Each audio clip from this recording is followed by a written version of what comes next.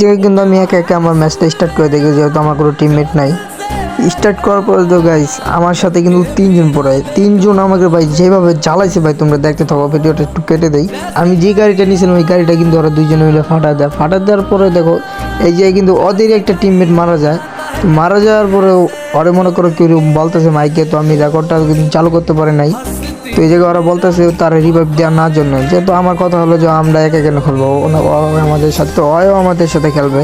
তারপরে আমি দেখো এই জায়গার পরে ওই জায়গায় রিভাইভ দিতে চলে যাই। তো আমি কিন্তু ওরা রিভাইভ করে দিই। রিভাইভ করে দেওয়ার পরে ভাই আমি যখন সামনের দিকে যাই ভাই পিকে মানে রাশ করতে, তো ওই জায়গায় কিন্তু আমার একটা এনিমি আমার মেরে দেয়। রিভাইভ দেওয়ার আসার পরে পিকে যখন ফাইট দিতেছে ভাই, চারপাশে এনিমি ভাই মনে করো আমাকে চারপাশ দেয় এমন চাপ দিচ্ছে ভাই, না পারে কোনো কিছু যাইতে, না পারে কোনো কিছু করতে।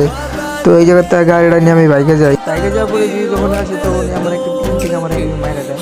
মেরে দেওয়ার পরে কিন্তু সাথে সাথে আমার কনফার্ম করে রাখা কোনো করে ভাই, তখন আমার কেউ মাইকে ওরা বকাঝকা করতেছে, মানে ওরা রিভাইভ দিবি না, মানে এমন করে ভাই অনেকবার রিকোয়েস্ট করছি রিভাইভ দিতে, তাও দেয় না। তিনজন তিন জায়গায় সাইডে বসে রয়েছে। তো এই জায়গায় ভাই আমি ওরা রিভাইভ দিচ্ছি দেখে ওরা দুজন আমাকে রিভাইভ করবে না। তো জিদ্দে আমি ব্যাগ দিয়ে দিছি। শেষ এই পর্যন্ত। আল্লাহ হাফেজ, ভালো থাকো।